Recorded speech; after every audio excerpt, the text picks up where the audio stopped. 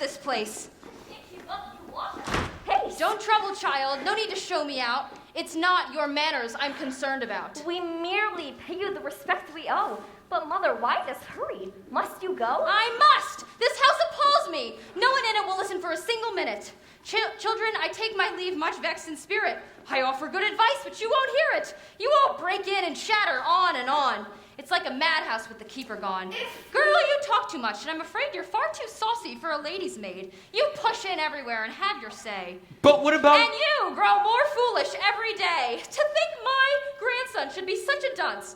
I've said it 100 times if I've said it once, that if you keep the course on which you've started, you'll leave your worthy father brokenhearted. I think that you're... Oh, and you, his sister, seem so pure, so shy, so innocent, and so demure. But you know what they say about still waters. I pity parents with secretive daughters. Now, Mother, please, if you would And just... let me add, child, that your behavior is extremely bad, and a poor example for these children, too.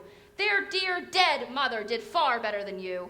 You're much too free with money, and I'm distressed to see you so elaborately dressed. When it's one's husband one wishes to please, one has no need for costly fripperies. Oh, madam, really? Oh, you are her brother, and I respect and love you. Yet if I were my son, this lady's good and pious spouse, I would not make you welcome in my house. You're much too full of worldly counsels, which I fear aren't suitable for decent folk to hear. Your man Tartuffe is full of holy speeches. And practices precisely what he preaches. Tartuffe is a fine man, and he should be listened to. And I will not have him mocked by fools like you! Good God! Do you expect us to submit to the tyranny of that carping hypocrite? Must we forgo all joys and satisfactions just because that bigot censors our actions? To hear him talk, and he talks all the time. There's nothing that can be said that's not a crime. He riles at everything, your dear Tartuffe. Whatever he reproves deserves reproof. He's out to save your souls, and all of you must love him as my son would have you do. Ah, no, grandmother. I could never take to such a rascal, not even for my father's sake. That's how I feel, and I shall not dissemble. His every action makes me seethe and tremble with helpless anger, and I have no doubt that he and I will shortly have it out. Surely it's a shame and a disgrace to see this man usurp the master's place. To see this beggar, when first he came, had neither shoe or shoestring to his name. So far forget himself that he behaves as if the house were his, and us his slaves. Well, mark my words, your souls would fare far better if you obeyed his precepts to the letter. You see him as a saint. I'm far less odd. In fact, I see right through him. The man's a fraud. Nonsense! You all regard him with distaste and fear because he tells you what you are loath to hear, condemns your sins, points out your moral flaws, and humbly strives to further heaven's cause. If sin is all that bothers him, why is he so upset when folk drop in to visit? Is heaven so outraged by a social call that he must prophesy against us all? I'll tell you what it is if you ask me. The man is jealous of my mistress's company. Rubbish! He's not alone, child, in complaining of all your promiscuous entertaining. Why, the whole neighborhood's upset, I know, by all these carriages that come and go and crowds of guests parading in and out, and noisy servants loitering about. In all of this, I'm sure there's nothing vicious, but why give people cause to be suspicious? They need no cause. They'll talk in any case. Madam, this world would be a joyless place if, fearing what malicious tongues might say, we locked our doors and turned our friends away. One can't fight slander. It's a losing battle. Let us instead ignore their tittle-tattle. Let's strive to live by conscience's clear decrees and let the gossips gossip as they please. If there's talk against us, I know the source. It's Daphne and her little husband, of course. Those with the greatest cause for guilt and shame are quickest to besmirch a neighbor's name. When there's a chance for libel, they never miss it. And when something can be made to seem illicit, they're off at once to spread the joyous news, adding to fact what fantasies they choose. By talking up their neighbors' indiscretions, they seek to hide their own transgressions, or make their own black guilt come to seem as part of a general shady cause. All of that is quite irrelevant, and I doubt that anyone's more devout than dear Orant. And I hear that she condemns your mode of life most vehemently. Oh, yes, she's devout and strict and has no taint of worldliness. In short, she seems a saint. It was time that taught her that disguise. So long as her beauties could enthrall, she flounced and flirted and enjoyed it all. But her looks are no longer what they once were. She quits a world which fast quits her, and wears a veil of virtue to conceal her bankrupt beauty and her lost appeal. That sort of talk is what you like to hear. Therefore you'd have us all be still, my dear, while Madam rattles on the livelong day. Nevertheless,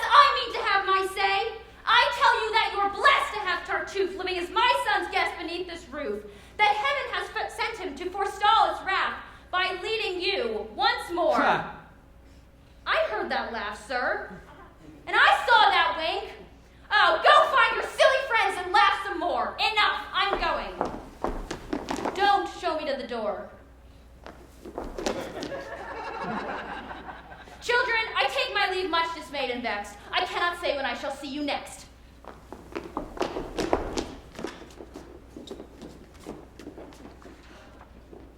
I think I'll stay behind. I want no further pieces of her mind. How that old lady came to... If she could hear you talk that way, she'd thank you for the lady, I'm sure, but find me old a little premature. My, what a scene she made, and what a din! And how this man Tartuffe has taken her in. Yes, but her son is worse deceived. His folly must be seen to be believed. In the late troubles, he played an able part, and served the government with a wise and loyal heart. He's far lost his senses since he fell under Tartuffe's infatuating spell. Why, he calls him brother, loves him as his life, preferring him to mother, child, and wife. And him alone he confines, and he's made him his sole confessor and his guide. Showers him in gifts more tender than any pretty mistress could engender. Gives him the seat of honor when they dine, and delights to see him gorging like a swine. Stuffs him with dainties till his guts descend, and when he belches, cries, God bless you, friend. Tartuffe, much pleased to have found so easy a victim, has in 1,000 ways beguiled and tricked him, and set up here with his permission a sort of inquisition. Even his lackey, Laurent, dares to give us arrogant advice on how to live.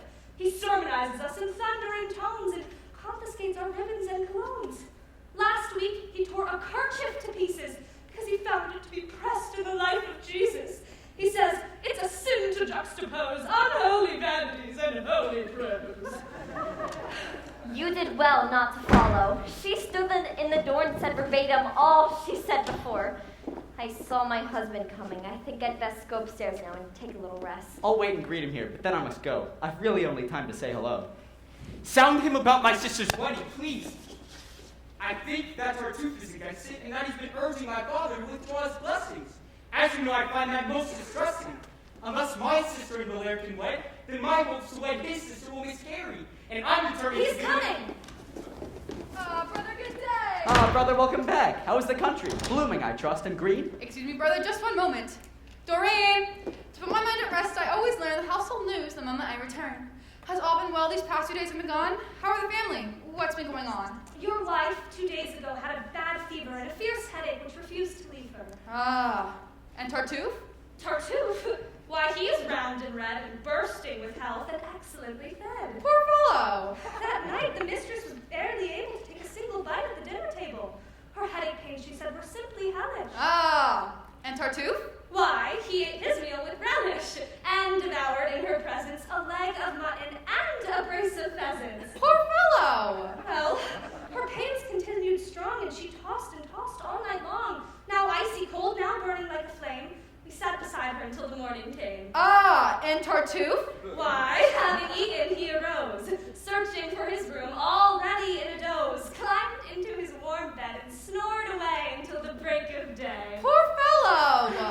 After much ado, we dispatched for the doctor. He bled her, and her fever quickly fell. Ah, and Tartuffe! He bore it well, determined to keep his cheerfulness at any cost, and to make up for the blood that Madame lost, he drank at lunch 4 beakers full of port. Poor fellow! Both are doing well, in short. I will go now and tell my mistress that you've expressed your anxious worry and your keen interest.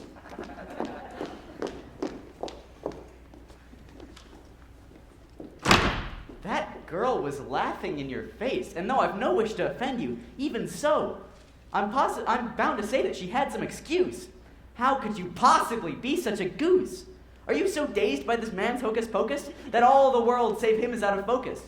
You've given him clothing, shelter, food, and care. Why must you also... Brother, stop right there. You do not know the man of whom you speak. I grant you that, but my judgment's not so weak that I can't tell based on his effect on others When you meet him, you two will be like brothers. There's been no loss of your soul since time began.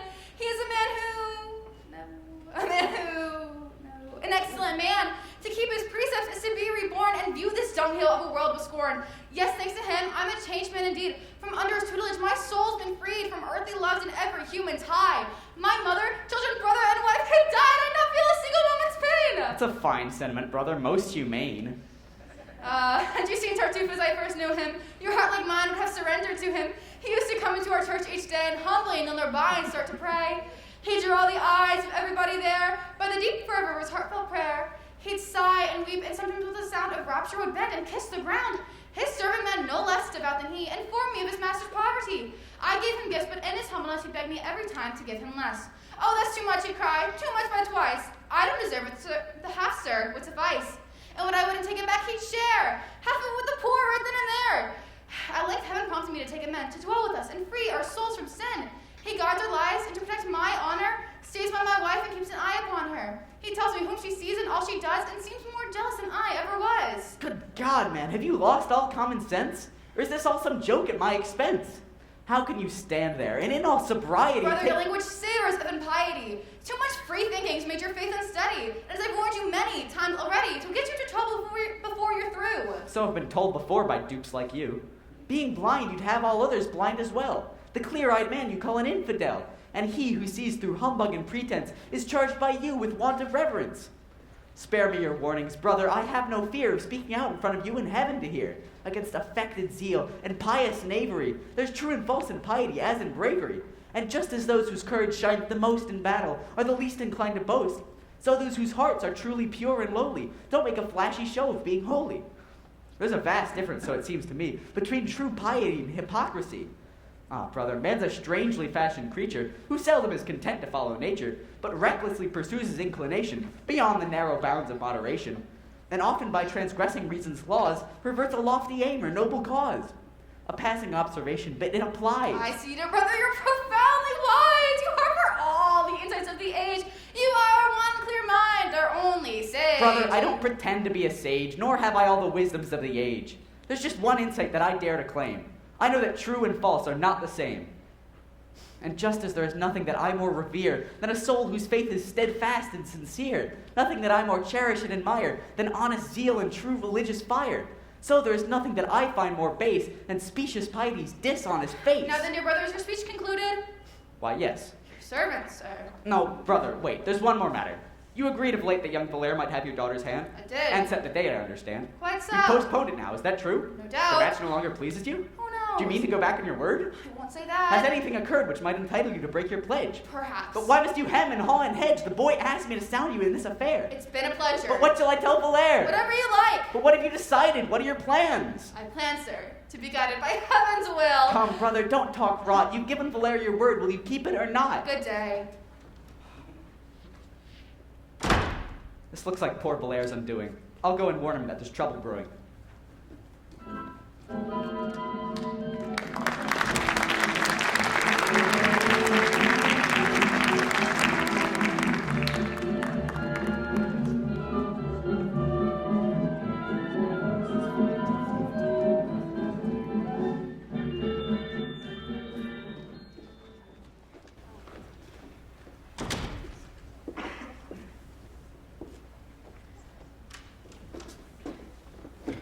Marianne, Yes, Father? a word with you. Come here. What are you looking for? Eavesdroppers, dear. I'm making sure we shan't be overheard. Someone in there could hear every word.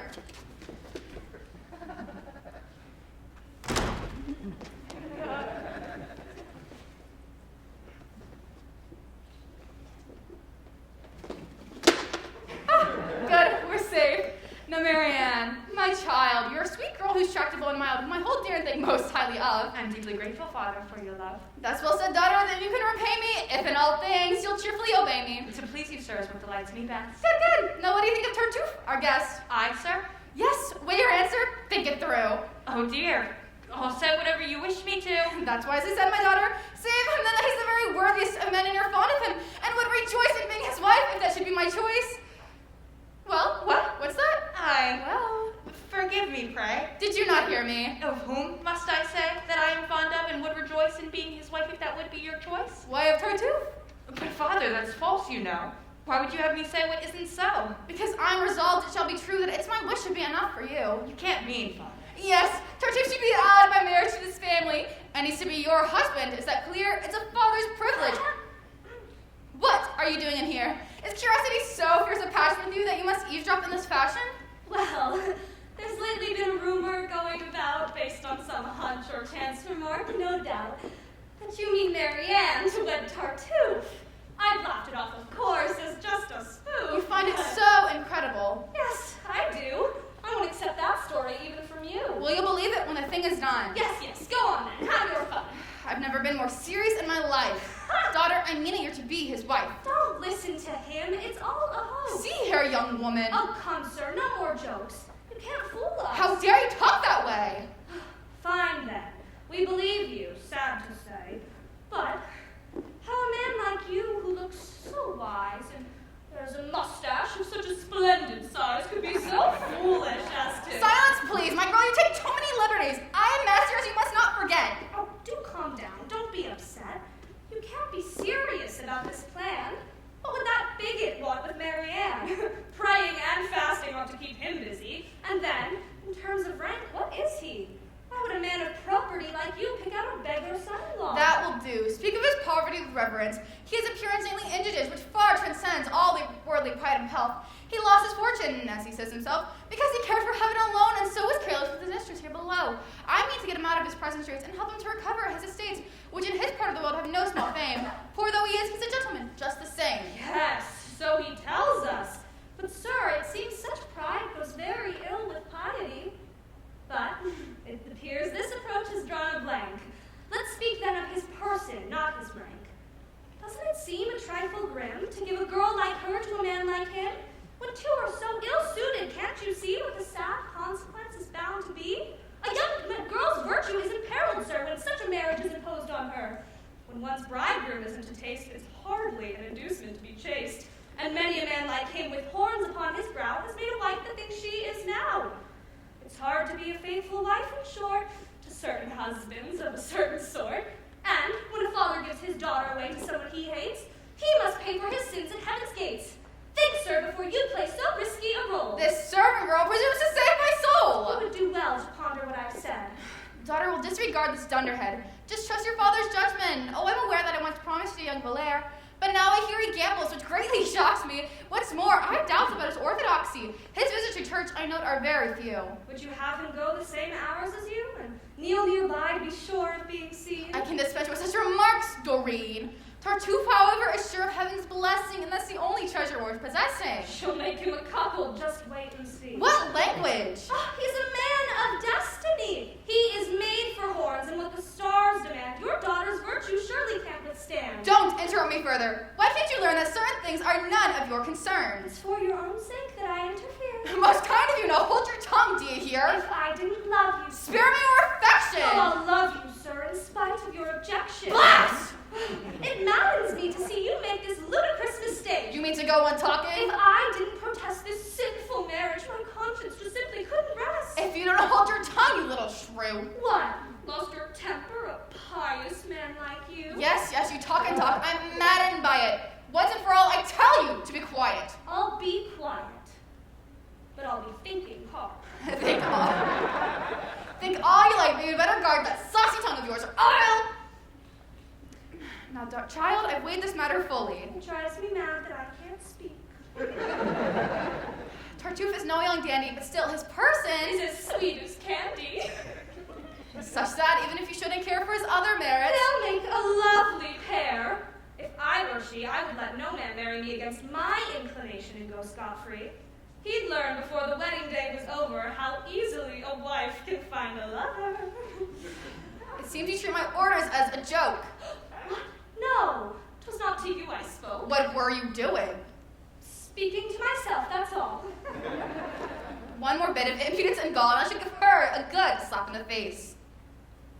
Daughter, you shall accept with good grace the husband I've selected, your wedding day. Why don't you talk to yourself? I've nothing to say. Come, just one word. Oh, no thank you, sir, I pass. Come, speak, I'm waiting. I'd not be such an ass. Ensure, dear daughter, I mean to be obeyed, and you must bow to the sound choice I've made. I wouldn't wed that monster even in jest. Daughter, that maid of yours is a thorough pest. She makes me simply annoyed and nettled. I can't speak further, my nerves are too unsettled. She so upset me by her instant talk, I'll calm myself by going for a walk.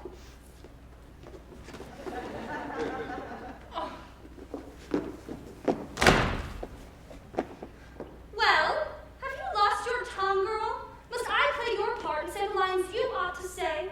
When faced with a fate so hideous and absurd, can you not utter one dissenting word? What good would it do?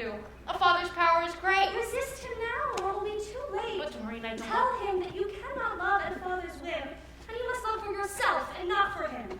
Since it's you who's to be the bride, it's you who must be satisfied. And if he finds his Tartuffe so sublime, he's free to marry him at any time. I've vowed so long to father's strict control. I couldn't oppose him now to save my soul. Come, Marianne. Do listen to reason, won't you? Valere has asked for your hand. Do you love him or don't you? How unjust of you. What can you mean by asking such a question, dear Doreen? You know the depth of my affection for him. I've told you 100 times how I adore him. I don't believe everything I hear. Such confessions could be insincere. They weren't, Doreen. And you do me wrong to doubt it. Heaven knows I've been all too frank about it. So you love him then? Oh, more than I can express. And he, I take it, cares for you no less? I think so. And both of you burn with an equal fire to be wed? It is our one desire. Well, what about Tartuffe? What about your father's plan? Well, I'll kill myself if I'm forced to wed that man. I hadn't thought of that recourse. How splendid! Just kill yourself and all your troubles will be ended. It maddens me to hear you talk in this self-pitying key. Doreen, how harsh you are. It's most unfair. You have no sympathy for my despair. I've none at all for people who talk drivel and when faced with difficulties whine and snivel. Oh, no doubt I'm timid, but it would be True wrong. love requires a heart that is firm and strong. I'm strong in my affections for Valere, but coping with my father is his affair. If your father's brain is grown so cracked over his dear Tartuffe that he can retract his blessing though the wedding day was made, surely it's not Valere you're to be upset with. If I defied my father, as you suggest, would it not seem unmaidenly at best? Shall I defend my love at the expense of brazenness and disobedience? Shall I parade my heart's desires? No, I ask nothing of you. Clearly you want to be Mrs. Tartuffe, and I feel bound not to oppose a wish so very sound. What right have I to oppose the match? Why, yes indeed, my dear, the man is a brilliant catch. Mr. Tartuffe, I'm bound to state, is quite a man that is not to be denied. 'Twould be no little thing to be his bride. Why, the world already rings with his renown. He's a great noble in his hometown. His ears are red, he has a fair complexion, and all in all, I think he'd suit you to perfection. Dear God, How triumphant you will feel of courting a husband so ideal. oh, do stop teasing me and use that cleverness to get me out of this appalling mess. Advise me and I'll do whatever you say. No, a dutiful daughter mustn't disobey her father, even when he weds her to an ape. You have a bright future. Why try to escape? Your husband. Oh, you turn my blood to ice. Stop torturing me and give me your advice. Your servant, madam. Doreen, I beg of you. No, the wedding must continue. Doreen. No. Not Tartuffe. You know I think of him. Tartuffe is your cup of tea, and you shall drink him. I've always told you everything and relied. Oh, no, you deserve to be Tartuffified. Well, since you mock me and refuse to care, I'll henceforth seek my solace in despair. Despair shall be my counselor and my friend, and help me bring my sorrows to an end. Oh, come back here, Marianne. My anger subsided. You do deserve some pity, I've decided. Doreen, if father makes me undergo this dreadful martyrdom, I'll die, I know. It won't be difficult to come up with some plan or other. Here he is, Moliere, your lover. Madam, I've just received some wondrous news regarding which I'd like to hear your views. What news? You're marrying Tartuffe.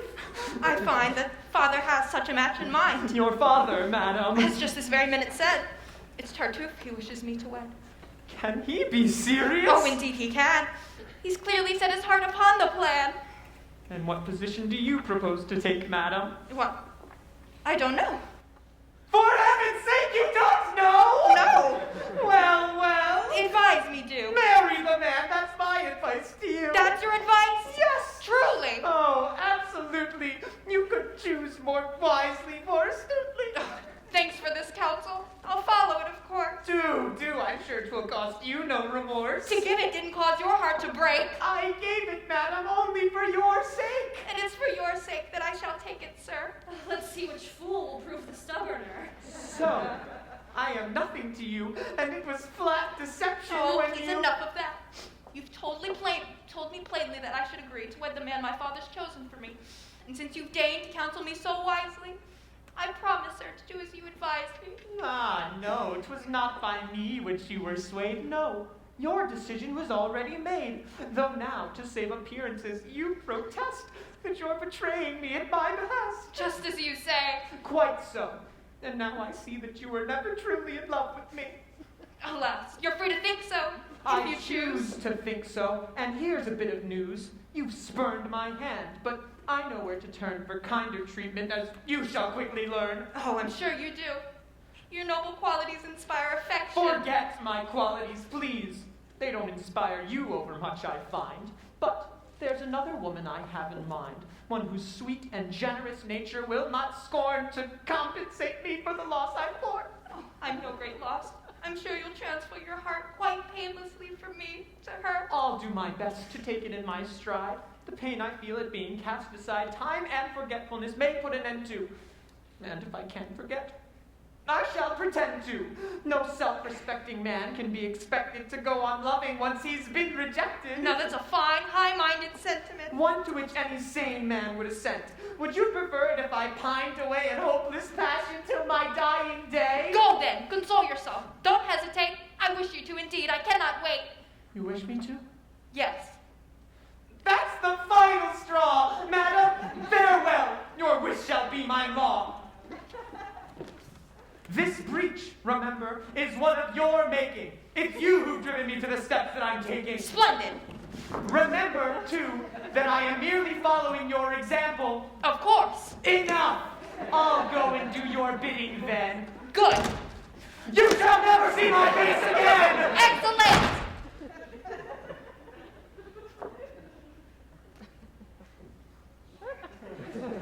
Yes? What? What's that? What did you say? Nothing. You're dreaming. Well, I'm on my way. Farewell, madame! Farewell. Both of you are mad as mad can be. I've only let you squabble this long to see where it would get you. Well there, dearest Valere. What's this, Doreen? Come here. No, my heart's too full of spleen. Don't hold me back, her wish must be obeyed. Oh, stop it. It's too late, my decision's already made. Oh. He hates the sight of me, that's plain. I'll go now, so deliver him from pain. No, not you now. Come back here, Marianne. No, nothing you say will keep me here. Let go. She cannot bear the sight of me, I perceive. To spare her further torment, I shall leave. What? You tried to escape. Now come back here. Oh, both of you. What do you want of me? What is the meaning of this? We're going to have a little armistice. Now, weren't you silly to have gotten so overheated? Don't you see how badly I was treated? Weren't you a simpleton to have lost your head? Didn't you hear the hateful things he said? Both of you are great fools. Now, give me a hand. Yours first. But why? Now, one from you. What are you doing? There. A perfect fit. You'll suit each other better than you'll admit. Oh, come, don't be so haughty. Give a man a look of kindness, won't you, Marianne? I tell you, lovers are mad. Now, come, you must admit that you were very bad to treat me as you did just now. I have a just complaint you must allow. Oh, you must allow that you were most unpleasant. No, let's table this discussion for the present. Your father has a plan that must be stopped. Advise us then. What means must we adopt? We must adopt all matter of means and all at once. Your father's addled. He's acting like a dunce. Therefore, you must humor the old fossil. Pretend to yield to him, be sweet and docile, and then postpone the day on which you're set to marry as often as necessary. For instance, one day you may be taken sick. That should be a good enough reason for delay. Or some dark omen will make you change the day. You'll dream of muddy water, you'll pass a dead man's hearse, or break a looking glass. If all else fails, no man can marry you unless you take his hand and say, I do. Do you understand me? I do. No. Oh, right. Now, we must assemble. If they're to see us here, our plan may be devised. Now, go and tell your friends about what's occurred. And tell them to urge her father to keep his word. Meanwhile, we'll stir her brother into action and get Almir as well to join our faction. Goodbye. Though each of us shall do his best, it's on your true heart which my hope shall rest. Regardless of what father may decide, none but Moliere shall claim me as his bride. No, how those words content me! Come what will! Lovers, their tongues are never still. Now go on. One last word. No time to chat. You go by this door, and you by that.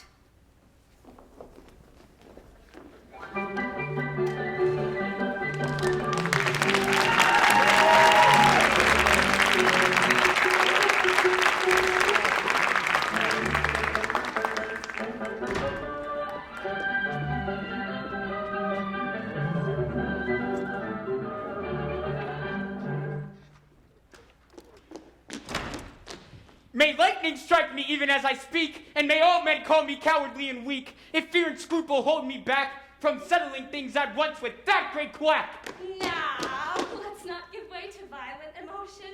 Your father's merely talked about the notion, and words and deeds are far from one. Much that is said is left undone.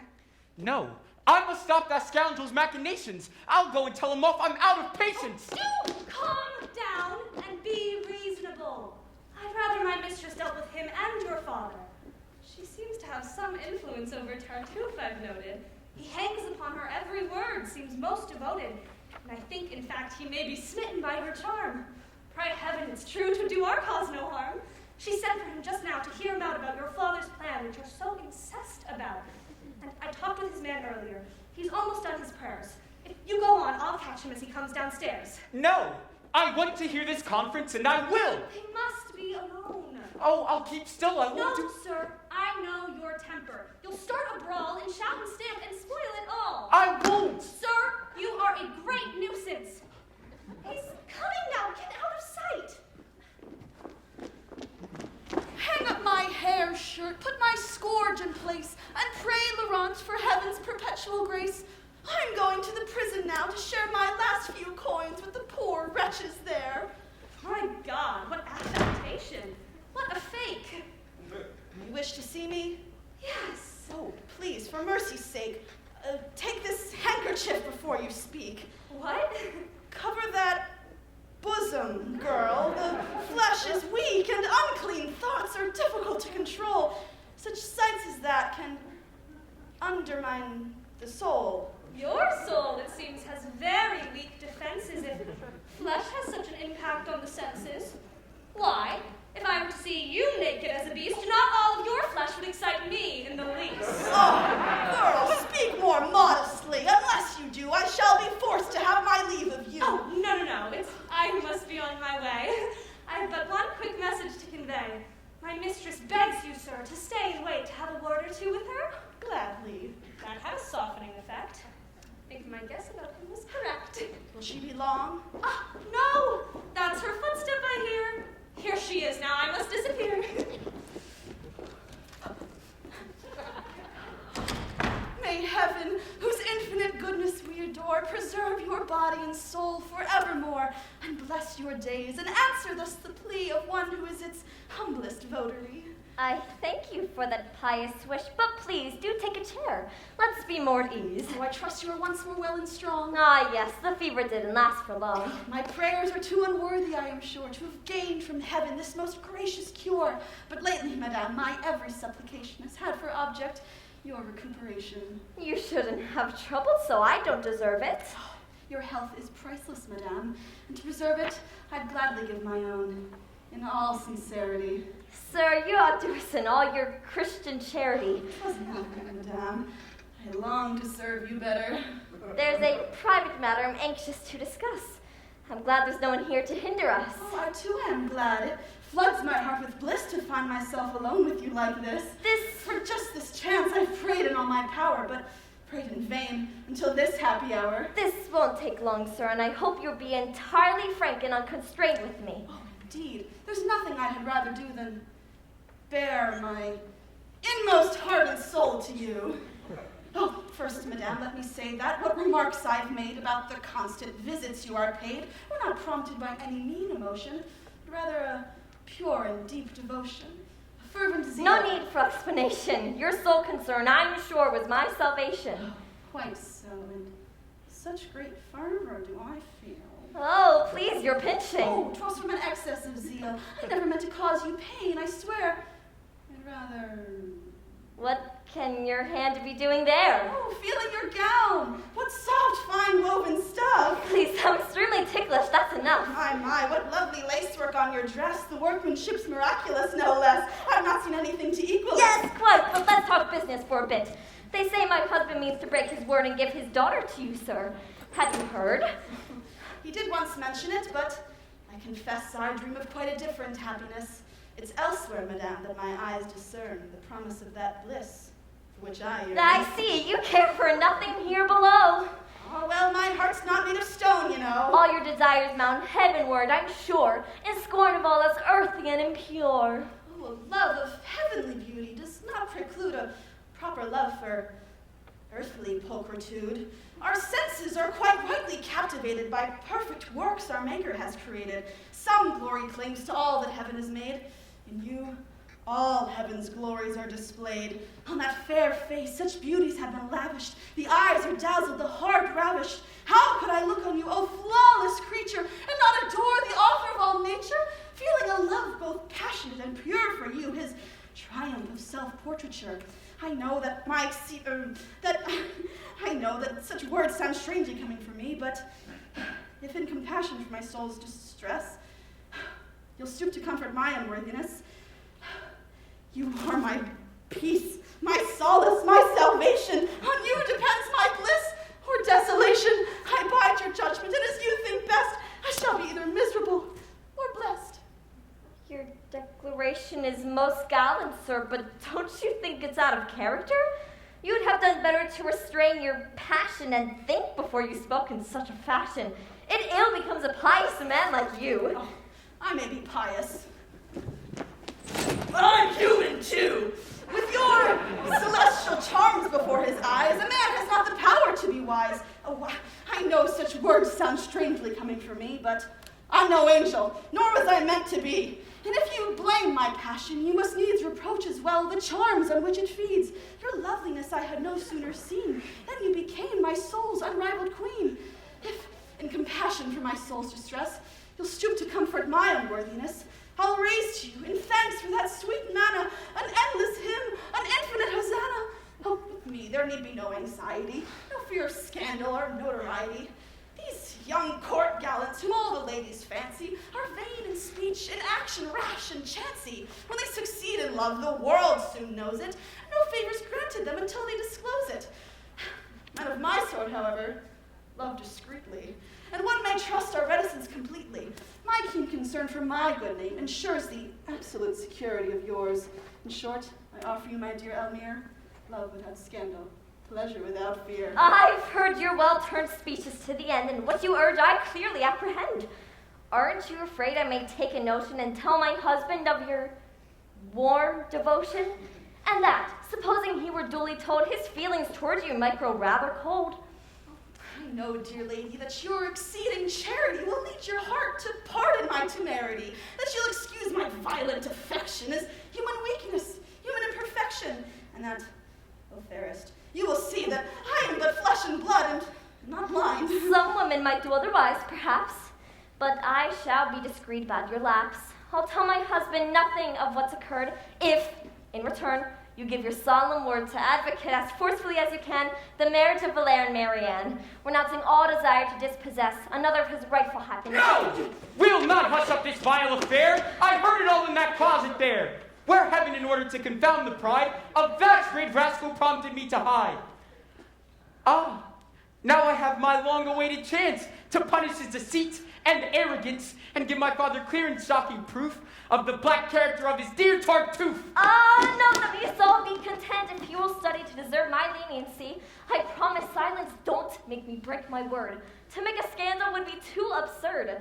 Good wives laugh off trifles and forget them. Why should they tell their husbands and upset them?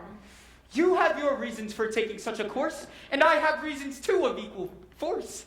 To spare him now would be insanely wrong. I've swallowed my just wrath for too long, watching him bring strife and bitterness into our family life. Too long he's meddled in my father's affairs, thwarting my marriage hopes and poor Moliere's.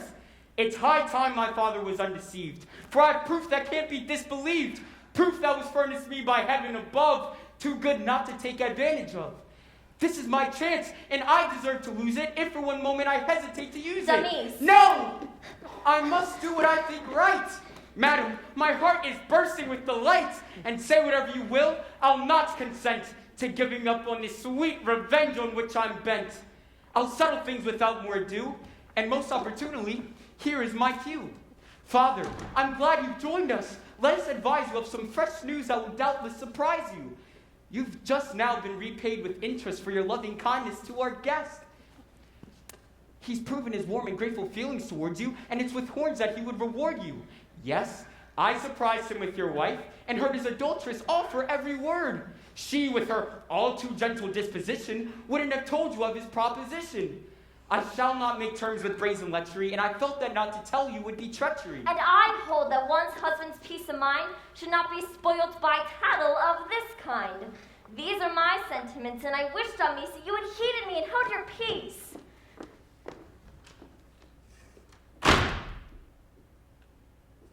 Can it be true, this dreadful thing I hear?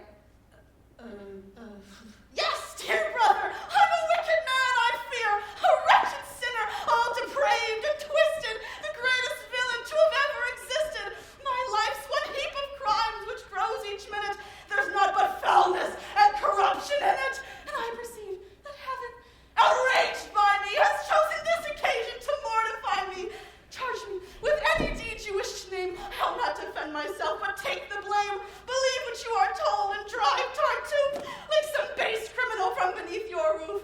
Yes, drive me hence, and with parting curse I shan't protest, for I deserve far worse.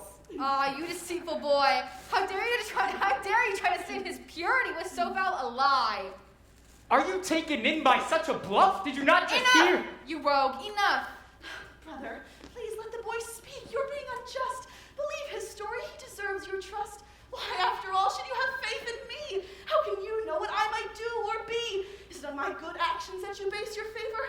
Do you trust my pious face? Ah, no, don't be deceived by such hollow shows. I'm far, alas, from being what men suppose. Though the world takes me for a man of worth, I'm truly the most worthless man on earth. Yes, my dear brother, speak out now. Call me the chief of sinners, a wretch, a murderer, a thief. Load me with all the names men most abhor. I'll not complain, I've earned them all and more. I'll kneel here while you pour them on my head as a just punishment for the life I've led. This is too much, dear brother. Have you no heart? Are you so hoodwinked by this rascal's art that you can't see Silence, you monster! Brother, I pray you rise. Villain! But what if Silence! Can't you realize that Just all of- one word more and I'll tear you limb from limb. In God's name, brother, don't be harsh with him. I'd rather be tortured at the stake than have him bear one scratch for my poor sake. Ingrate! If I must beg you, on bended knee, to pardon him. Such goodness cannot be. Now there's true charity. What? You're really... Villain, be still. I know your motives. I know you wish him ill. Yes, all of you, wives, children, servants, all, conspire against him and desire his fall, employing every shameful trick you can to alienate me from this saintly man. But the more you seek to drive him away, the more I'll do to keep him. Without delay, I'll confound this household and spite its pride by giving him my daughter as his bride. What? You're going to force her to accept his hand? Yes, and this very night, do you understand? I should defy you all and make it clear that I'm the one who gives the orders here. Come, Grudge, kneel down and clasp his blessed feet and ask his pardon for your black deceit. I ask that swindler's pardon? Why, I'd rather... So you insult him and defy your father. A sick. No, release me, do. Out of my house this minute. Be off with you and never dare set foot in it again. Well, I shall go, Well, but... go quickly then. I disinherit you. An empty purse is all you'll get from me, except my curse.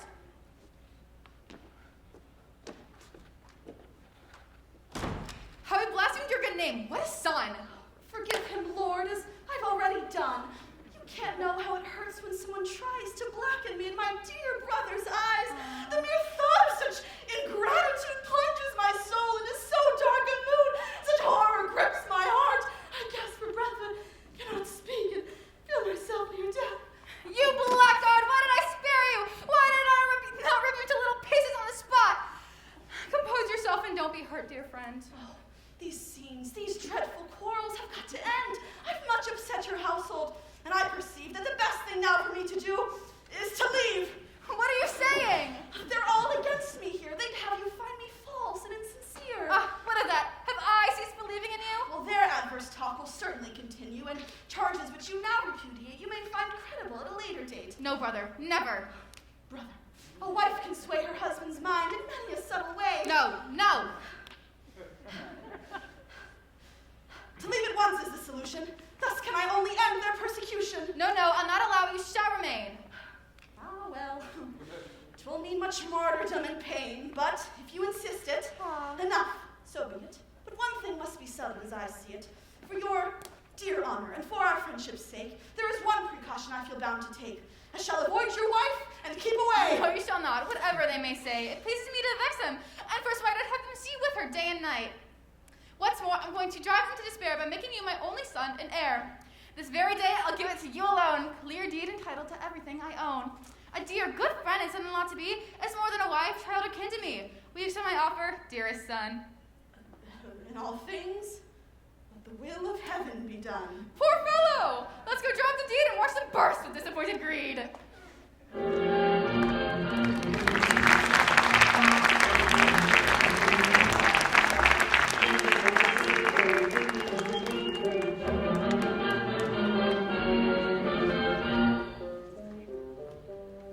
Yes, all the town's discussing it, and truly, their comments do not flatter you unduly. I'm glad we've met, sir, and I'll give my view of this sad matter in a word or two. As for who's guilty, that I shan't discuss. Let's say it was Demise who caused the fuss.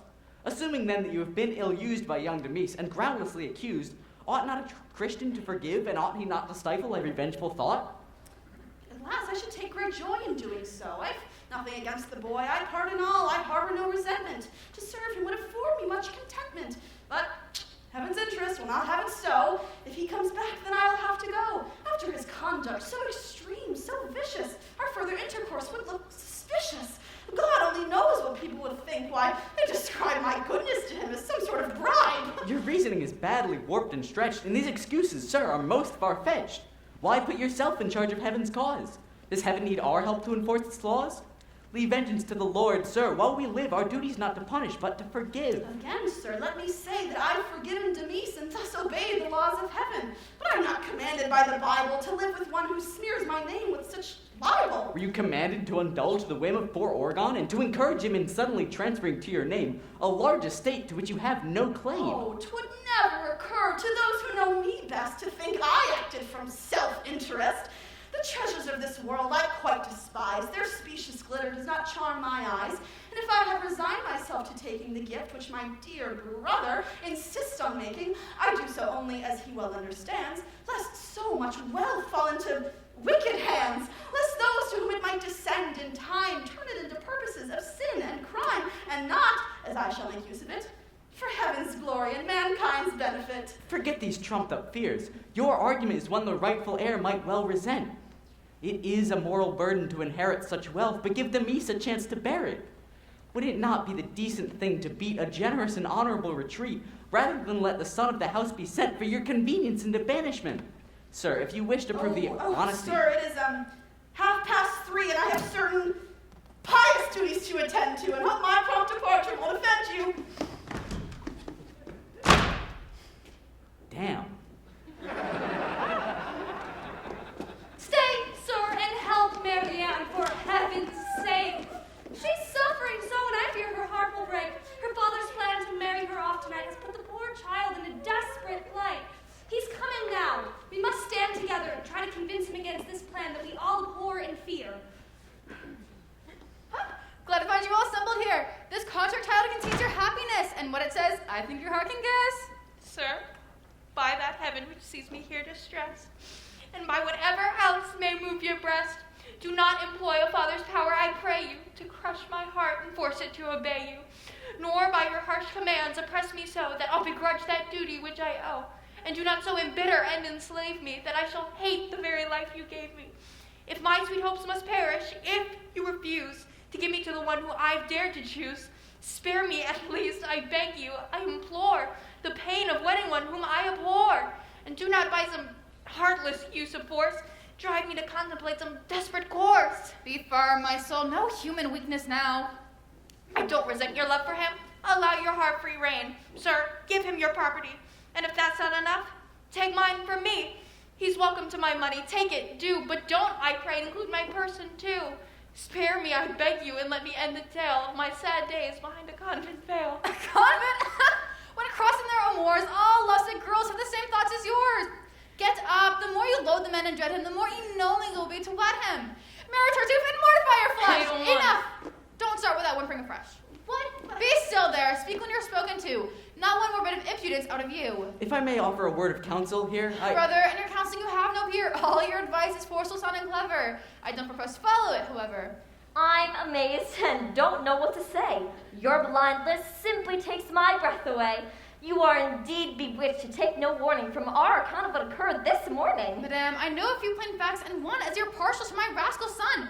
Hence, when he sought to make Tartuffe the victim of a base lie, you dare not to contradict him. But you underplayed your part, my pet. You should have looked more angry and more upset. When men make overtures, must we reply in righteous anger and a battle cry? Must we turn back their amorous advances with sharp reproaches and fiery glances? Myself, I find such offenses merely amusing, and make no scenes in fussing and refusing. I found that a polite and cool rebuff discourages a lover quite enough. I know the facts, and I shall not be shaken. I marvel at your power to be mistaken. Would it, I wonder, carry weight with you if I could show you that our tale is true? Show me. Yes. Rot. Come, what if I found a way to make you see the facts as plain as day? Nonsense. Do answer me, don't be absurd. I'm not now asking you to trust our word. Suppose that from some hiding place in here, you learn the whole sad truth by eye and ear. What would you say of your good friend after that? Why, I'd say nothing. By Josephet, it can't be true. You've been too long deceived, and I'm quite tired of being disbelieved. Come now, let's put my statement to the test, and you shall see the truth made manifest. I'll take that challenge and do your uttermost. We'll see how you make good on that empty boast. Send him to me. He's crafty. It may be hard to catch the cunning scoundrel off his guard. No, amorous men are gullible, their conceit so blinding that they're never hard to cheat. Have him come down. Please leave us for a bit. Pull up this table and get under it. What? It's essential you be well hidden. Why there? Oh, heavens, just do as you are bidden. Under the table now, and once you're there, take care that you are neither seen nor heard. Well, I'll indulge you, since I gave my word, to see you through on this infantile charade. Once it's over, you'll be glad we played. I'm going to act quite strangely now, and you must not be shocked at anything I do. Whatever I may say, you must excuse as part of the deceit I'm forced to use. I shall employ sweet speeches in the task of making that impostor drop his mask. I'll give encouragement to his bold desires and fearness fuel to his amorous fires. Since for your sake and for his destruction that I shall seem to yield to his seduction, I'll gladly stop whenever you decide that all your doubts are fully satisfied. I'll count on you as soon as you have seen what sort of a man he is to intervene, and not expose me to his odious lust 1 moment longer than you feel you must.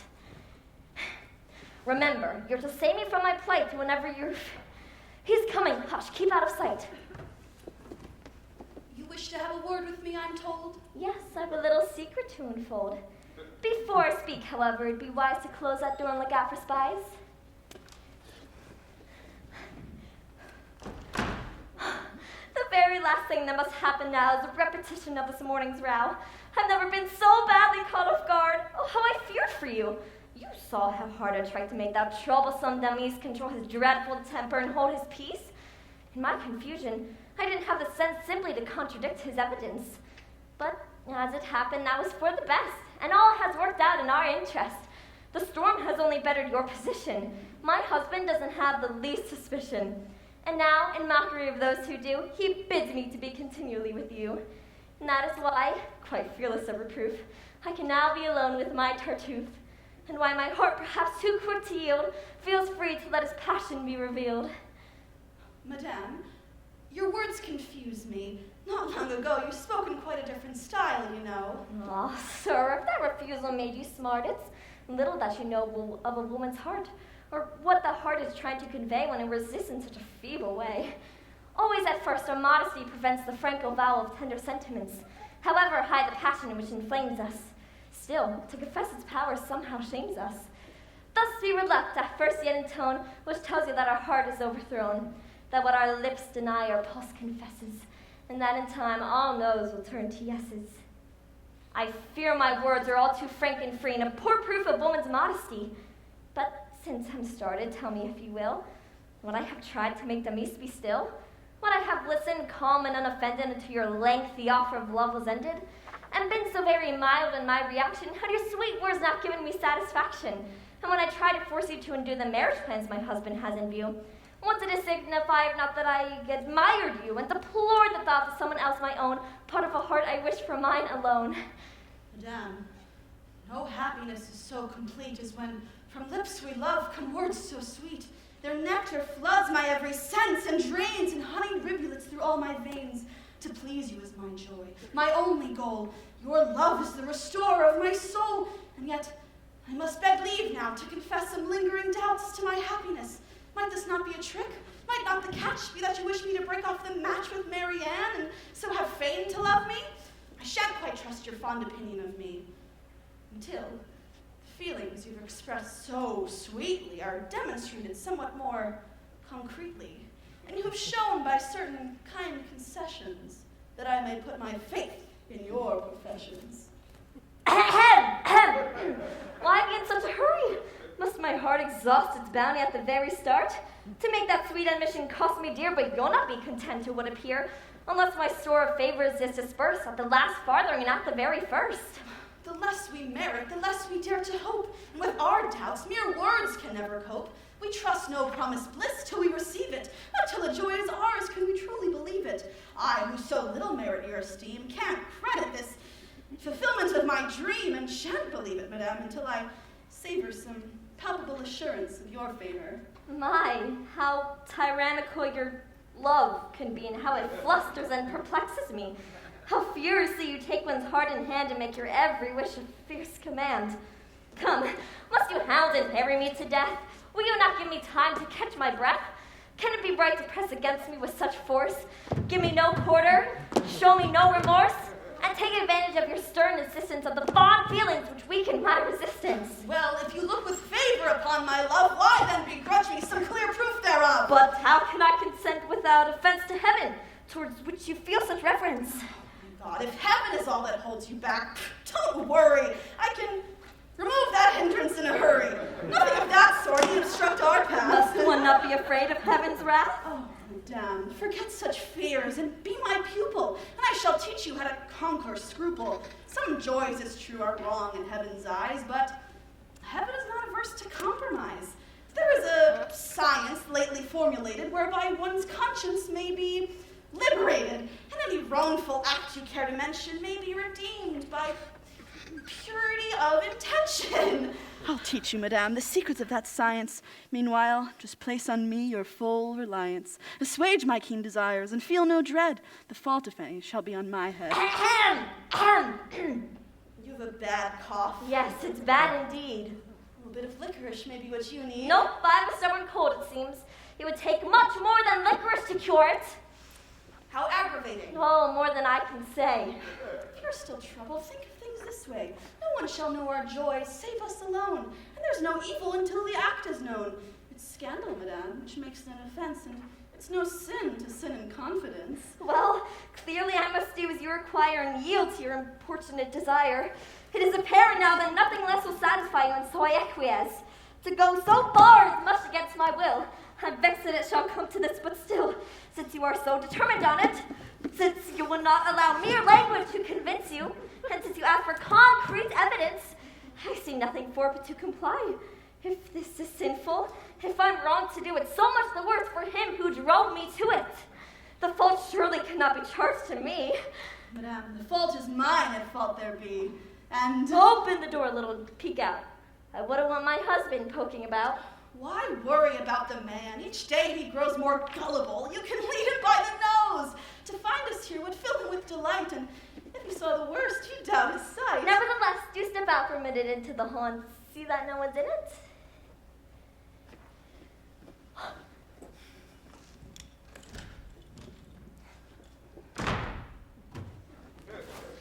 That man's a perfect monster, I must admit. I'm simply stunned. Can't get over it. What, coming out so her. Get back in hiding and wait until you're sure. Stay till the end and be convinced completely. We mustn't stop till things are proved concretely. Hell never harbored anything so vicious. Tots, don't be hasty. Try to be judicious. Wait to be certain that there's no mistake. No jumping to conclusions, for heaven's sake. Madame, all things have worked out to perfection. I've given the neighboring halls a full inspection. No one's about. And now I may at last. Hold on, my passionate fellow. Not so fast. I should advise a little more restraint. Well, so you thought you'd fool me, my dear saint? How soon you wearied of the saintly life, wedding my daughter and coveting my wife. I've long suspected you and had a feeling that I soon catch you at your double dealing. Just now you've given me evidence galore. It's quite enough. I have no wish for more. I'm sorry to have treated you so slyly, but circumstances forced me to be wily. Brother, you can't. No more talk from you. Just leave this household without more ado. What I intended was That seems fairly clear. Spare me your falsehoods and get out of here. No! I'm the master and you're the one to go. This house belongs to me, I'll have you know, and I shall show you that you can't hurt me with this contemptible conspiracy, that those who cross me know not what they do, and I have means to expose and punish you, avenge offended heaven, and make you grieve that ever you dare order me to leave. What was the point of all that angry chatter? Dear God, I'm worried. This is no laughing matter. How so? I fear I understood his drift. I'm much disturbed by that deed of gift. You gave him our... Yes, it's all been drawn and signed, but one thing more is weighing on my mind. What's that? I'll tell you, but first let's see if there's a certain strong box in his room upstairs.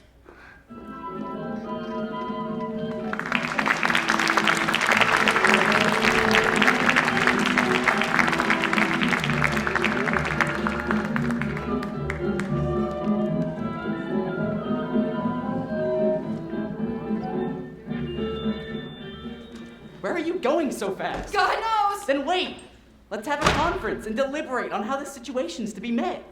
That certain strong box has me utterly upset. This is the worst of many shocks. Was there some fearful mystery in that box? My poor friend Argos brought the box to me with his own hands in utmost secrecy. It's from the very morning of his flight. It's full of papers which, if they can delight, would ruin him, or such is my impression. Then why did you let it out of your possession? Those papers vexed my conscience. It seemed best to ask the counsel of my pious guest. The cunning scoundrel got me to agree to leave the strong box in his custody, that in case of an investigation, I could employ a slight equivocation and swear I didn't have them, and thereby at no means to conscience tell a lie. It seems as if you're out on a limb. Trusting him with that box and offering him that deed of gift were actions of a kind which scarcely indicate a prudent mind. With two such weapons, he has the upper hand. And since you're vulnerable as things stand, you erred once more in bringing him to bay. You should have acted in some subtler way. Just think of it! Behind that fervent face, a heart so wicked and a soul so base! I took him in, a hungry beggar, and then, enough by God, I'm through with pious men. Henceforth, I'll hate the whole false brotherhood and persecute the worst insane could! Ah, there you go, extravagant as ever. Why can you not be rational? You never manage to take the middle course, it seems, but jump instead between absurd extremes. You've recognized your recent grave mistake in falling victim to a pious fake. But now to correct that error, must you embrace an even greater error in its place and judge our worthy neighbors as a whole by what you've learned of one corrupted soul. Be cautious in bestowing admiration and cultivate a sober moderation. Don't humor fraud, but also don't asperse true piety, for the latter fault is worse. And it is best to err, if err one must, as you have done upon the side of trust. Father, I hear that scoundrel's uttered threats against you that he pridefully forgets. It's true, my boy! I'm too distressed for tears! Leave it to me, sir. I'll trim his ears. When faced with such insolence, we must not waver. I'll do you the favor of cutting short his life and your distress. What a display of young hot-headedness! Do learn to moderate your fits of rage in this just country, this enlightened age. One does not settle things by violence. I hear strange tales of very strange events. Yes, strange event which these two eyes beheld. The man's ingratitude is unparalleled. I save a wretched pauper from starvation, house him, treat him like a blood relation, shower him every day in my largesse, give him my daughter and all that I possess.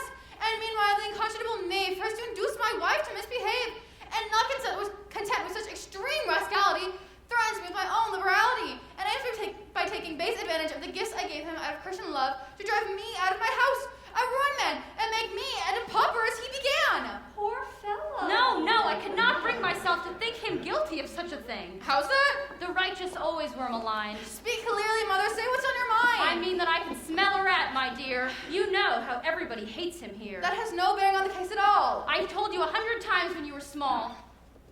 That virtue in this world is hated ever. Malicious men may die, but malice never. No doubt that's true, but how does it apply? They've turned you against him by a clever lie. I tell you, I was there and saw it done. Slanderers will stop at nothing, son. Mother, I'll lose my temper for the last time. I tell you, I was witness to the crime. The tongues of spite are busy night and noon, and to their venom no man is immune. You're talking nonsense. Can't you realize? I saw it with my eyes. Do you understand me? Must I shout into your ears before you'll cease to doubt it? Appearances can deceive, my son. Dear me, we cannot always judge by what we see. Drat! One often interprets things awry. Good can seem evil to a suspicious eye. Was I to see his pulling at Elmire as some act of charity? Till his guilt is proven, a man deserves the benefit of the doubt. You should have waited to see how things turned out. Great God in heaven, what more proof did I need? Was I supposed to wait until he... You drive me to the brink of impropriety. No, a man of such surpassing piety could not do such a thing. You cannot shake me. I won't believe it, and you will not make me. You vex me so that if you were my mother, I'd say to you, some dreadful thing or other. It seems it's your turn now not to be listened to. You wouldn't listen to us, and now she won't listen to you. My friends, we're wasting time which should be spent in facing up to our predicament. I fear that scoundrel's threats weren't made in sport. Do you think that he'd have the nerve to go to court? I'm sure he won't. They'd find it all too crude. A case of swindling and ingratitude. Don't be too sure. He won't be at a loss to give his claims a high and righteous gloss. And clever rogues with far less valid cause have trapped their victims in a web of laws. I say again that to antagonize a man so strongly armed was most unwise. I know it, but the man's appalling cheek outraged me so I couldn't control my pique. I wish to heaven that we could devise some truce between you or some compromise. If I had known what cards he held, I'd not have roused his anger by my little plot. What is the fellow looking for? Who is he? Go talk to him and tell him that I'm busy.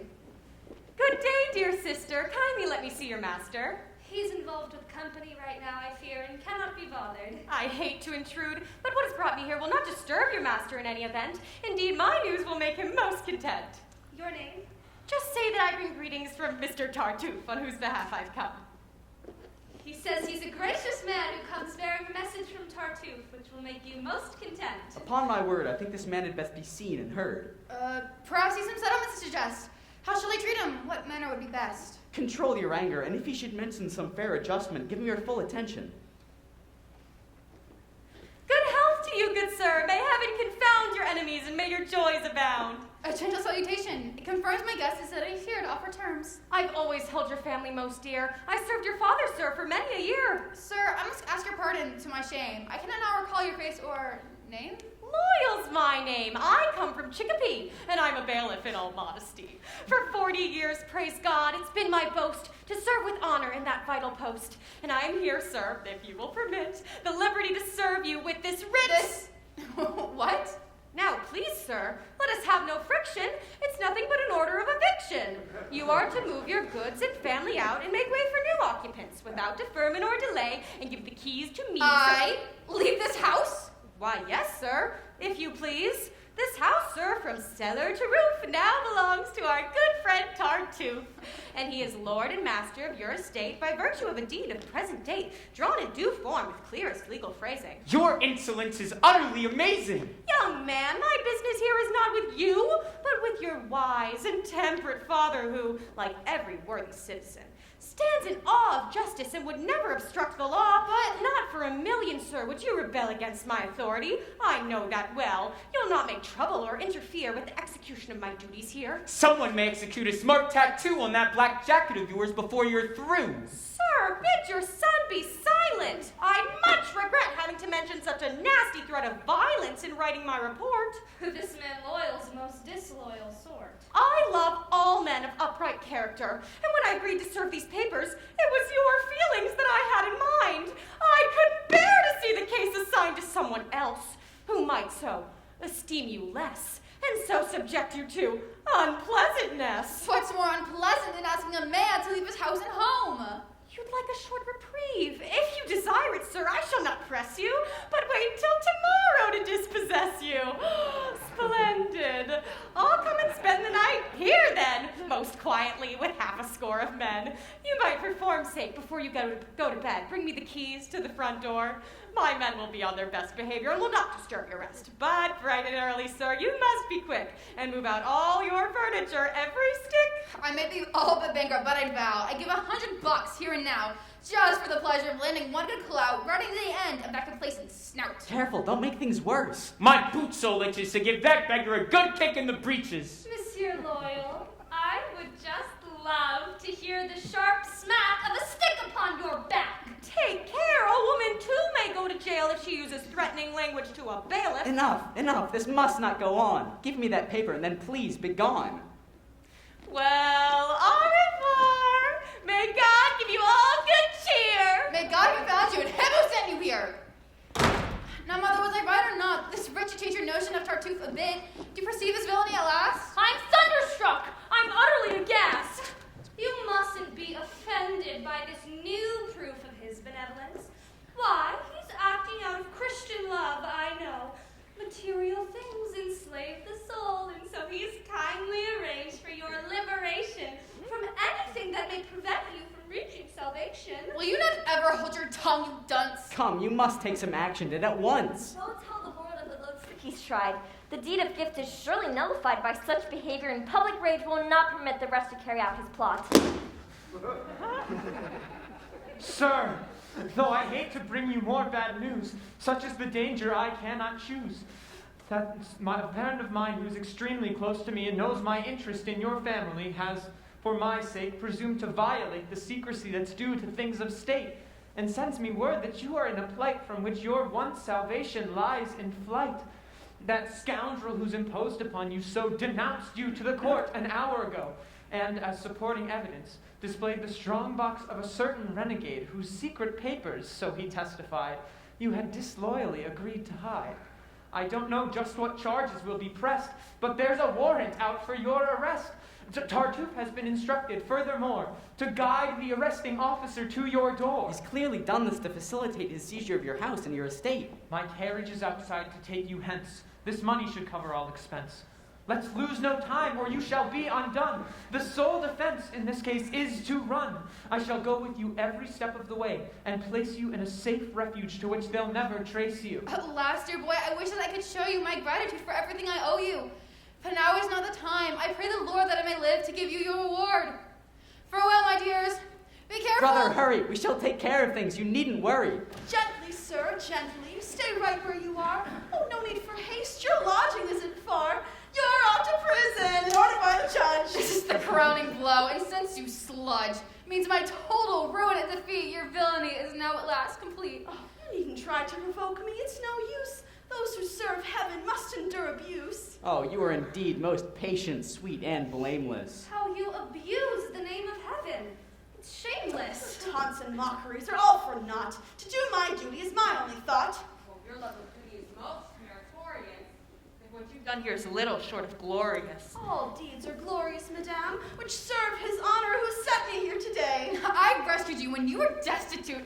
Have you forgotten that, you thankless brute? Oh, no, I well remember every tort. But my first duty is to serve the court, and that obligation is so paramount that other claims beside it do not count. And for it, I would sacrifice my wife, my family, my friends, or my own life. Hypocrites! How everything we most revere you use to camouflage your plots and hide your ruses. If it is true that you are animated by pure and loyal zeal, as you have stated, why was this zeal not roused until you'd sought to make Orgon a cuckold and been caught? Why weren't you moved to give your evidence until your outraged host had driven you hence? I shan't say that the gift of all his treasure ought to have damped your zeal in any measure, but if Orgon is a traitor, as you declare, how could you condescend to be his heir? Sir, please spare me all this clamor. It's growing shrill. Please carry out your duties, if you will. Sir, I thank you kindly. You're just the proper person to remind me. Come, you're off to join the other boarders in a dank prison, according to his orders. Who? I, sir? Yes. To prison? This can't be true. I owe an explanation, but not to you. Sir, all all is well, rest easy and be grateful. We serve a leader to whom all sham is hateful, a leader who sees in our inmost hearts and can't be fooled by any trickster's arts. His deep soul, though generous and human, views all things with discernment and acumen. His sovereign reason is not lightly swayed, and all of his judgments are discreetly weighed. Betraying you, the rogue stood self-betrayed. The officers soon recognized Tartuffe as one, notorious by another name, who done so many vicious crimes that one could fill 10 volumes and be writing still. But to be brief, the judge was appalled by this man's treachery, which he called the last worst villainy of a vile career, and bade me to follow the impostor here. Your private papers, by the court's command, I hereby seize and give into your hand.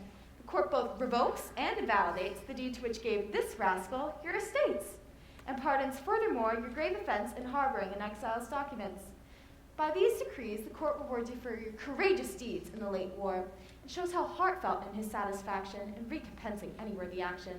How much he prizes merit versus how much he makes, more of men's virtues than of their mistakes. Heaven be praised. I breathe again at last. We're I safe. can't believe the danger's past. Full traitor, now you Oh, see. brother, please, let's not descend to such indignities. Leave the poor wretch to his unhappy fate, and don't say anything to aggravate his present woes, but rather hope that he will soon embrace an honest piety. Well said.